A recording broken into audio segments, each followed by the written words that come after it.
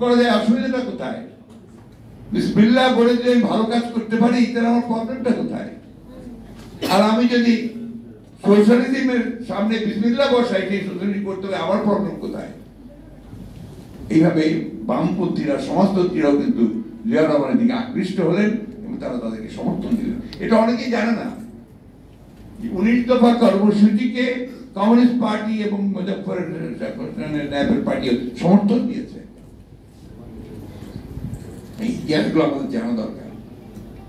এবং ওই জন্য আমি সবসময় বলি যে শুধুমাত্র চিৎকার চেঁচামেচি করে রাজনীতি হবে না, রাজনীতি করতে হবে আপনাদের জেনে জ্ঞান দিয়ে, যে কথাটা ব্যাপারে সাহেব বলেছেন।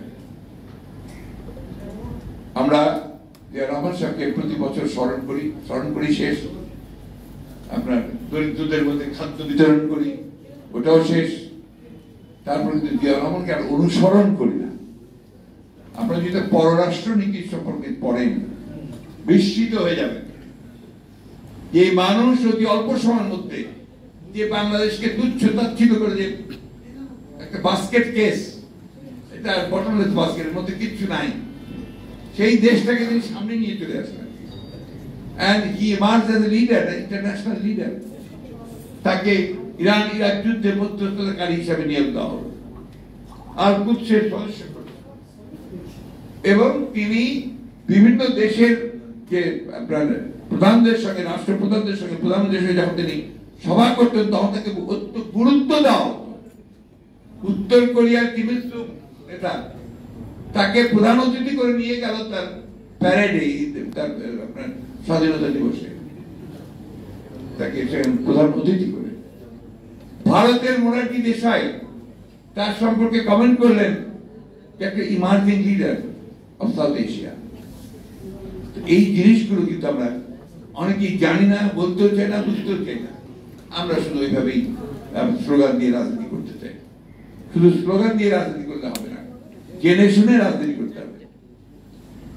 আমরা তো আসলে দুঃখজনকভাবে হলেও সত্য যে আমরা অন্যান্য দলগুলোর দিকে, দু একটা দলের দিকে যদি তাকিয়ে দেখবেন, আমি একটা রেফারেন্স দিয়ে বলতে চাই, আমি জামাতে ইসলামের রাজনীতি সমর্থন করি না। তো জামাতে ইসলামের যে কৌশল, তাদের যে রাজনীতির যে প্রক্রিয়া অত্যন্ত বিজ্ঞানসম্মত, বৈজ্ঞানিক, ঠিক কমিউনিস্ট পার্টির মতোই অনেকটা। খেয়াল করে দেখবেন তাদের স্টাডি সেল আছে, তাদের যে ছাত্র শিবির আছে, সেই ছাত্র শিবিরের প্রত্যেকটা সেল আছে, তাদের লেখাপড়া করতে হয়, বই পড়তে হয়, সেই বই পড়ে তাদেরকে উত্তর দিতে হয়। এবং সেখানে দেখবেন যে তারা নিজেরা বই প্রকাশ করে, পত্রিকা প্রকাশ করে। এইগুলো কিন্তু আপনার চর্চা যদি না থাকে, জ্ঞানের চর্চা ছাড়া, জ্ঞান ছাড়া আপনি কখনো সাকসেস অর্জন করতে পারবেন না। এটা অত্যন্ত সত্য কথা, যেটা ব্যাপারে সাহেব বলেছেন। আমি আজকে খুব বেশি কথা বলতে চাই না। প্রেসিডেন্ট জিয়া সম্পর্কে বললাম যে আপনারা তাকে জানার চেষ্টা করেন, বোঝার চেষ্টা করেন।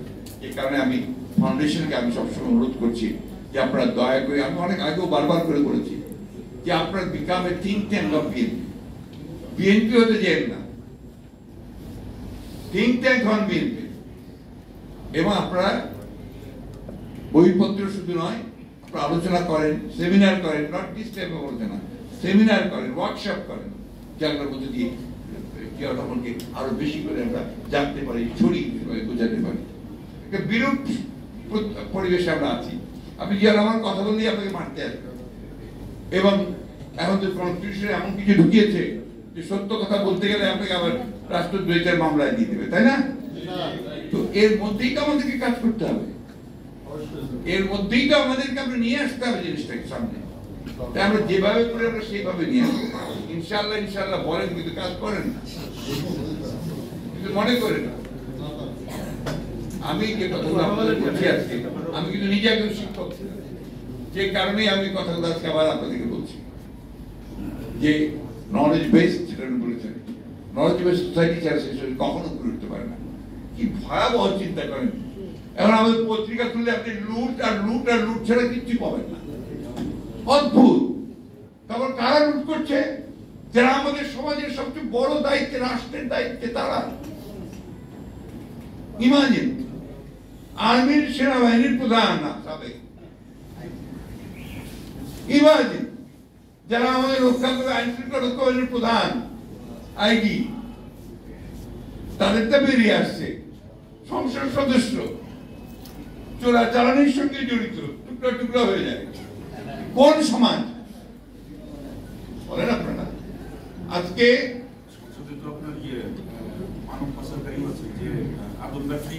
আদম ব্যবসায়ী কেন ভাই? মাদক পাচারকারীও তো ছিল, ভুলে যাচ্ছেন কেন? তোমাদের টেকনাফের সেই লোকের কথা ভুলে যান কেন? তাই না? এখানে তো ওদেরই আপনার সবচেয়ে বেশি প্রাধান্য। ভদ্রলোক কয়টা খুঁজে পাবেন মনে করবেন না, সরি। এখানে আপনার যেটা সবচেয়ে বড় প্রবলেম হচ্ছে, দেখেন প্রতিদিন দেখেন বাংলাদেশ ব্যাংক লুট হয়ে যায়, বাংলাদেশের সোনা লুট হারাই গেছে, তারপরে আপনার ডলার রিজার্ভ আপনার কেন্দ্রীয় ব্যাংক থেকে নিয়ে চলে যাচ্ছে, জানা যায় না। তারপরে ইন্টারন্যাশনাল আপনি হ্যাকিং হচ্ছে, হ্যাকিং হয়ে আপনার millions and millions of dollar নিয়ে চলে যাচ্ছে, তাই না? কল্পনা করা যায়। শেয়ার ব্যাংক, শেয়ার বাজার, শেয়ার বাজারে বড় বড় রথী মহারথীরা লুটপাট করে শেষ করে দিচ্ছে। অর্থমন্ত্রী বলছেন আমার কিছু করার নাই, ওদের হাত অনেক লম্বা। মোহিত সাহেব বলছেন, মনে আছে? মনে আছে আপনাদের? এখন বাংলাদেশে আপনার অনেকেই অনেক বড় বড় মানুষ, এত বড় মানুষ যে আশেপাশে যাওয়া যায় না। কেউ দরবেশ, কেউ সন্ন্যাসী, তারপরে আপনার কেউ বিরাট হয়তো আপনার ধর্মীয় আলেম, এইসব লোকেরা এখন আপনার আমাদের এই কাজগুলোর সঙ্গে জড়িত। পত্রিকায় আসছে চট্টগ্রামের চকবাজার শাখা থেকে 149 ভরি সোনা লোপাটের ঘটনা, ব্যাংকের লকার থেকে নিয়ে চলে গেছে। এখন ব্যাংক থেকে তো 149 ভরি কিছুই না ভাই, এটা খুব ছোট্ট ঘটনা। ব্যাংক থেকে তো আপনার টন কা টন এই সমস্ত চলে যাচ্ছে, হাজার হাজার কোটি টাকা আপনার লোপাট হয়ে বাইরে চলে যাচ্ছে, দেশের বাইরে। কোনো দিকে কোনো জবাব দিতে নাই, কোনো চিন্তা নাই, কিচ্ছু নাই। একটাই শুধু আমাকে ক্ষমতায় বসেই থাকতে হবে, এখান থেকে আমাকে নড়াতে পারবে না। তার জন্য আমি চতুর্দিকে সেই সমস্ত প্রতিষ্ঠানগুলোকে ধ্বংস করে দিয়ে আমার সমস্ত রক্ষী তৈরি করেছি, একটা রক্ষী। আপনি যদি এই সমস্ত দুর্নীতিবাজ কর্মকর্তাদের কথা শোনেন, তাদের বডি ল্যাঙ্গুয়েজ দেখেন, যে ওরা আমাদের প্রভু। আজকে ওই এক প্রভু এখন কোথায় গেছে? এমন ভাবে কথা বলতো, এই পিস্তল দেখিয়ে বলতো এটা তোমাকে এমনি দেওয়া হয় নাই, ব্যবহার করার জন্য দেওয়া হয়েছে, করেছো ব্যবহার, ও মানুষকে মেরেছে, গুম করে রেখেছে। এখন আপনি কোথায়? এখন কোথায় যে আপনি আপনাকে আপনার সম্পর্কে আবার আমাদের প্রধান, আমাদের আইন শৃঙ্খলা রক্ষা বাহিনী, আমাদের হোমের প্রধান বলছেন তার সম্পর্কে আমি কিছু জানি না। তো রাষ্ট্র কিছুই জানে না, এটা রাষ্ট্র আছে।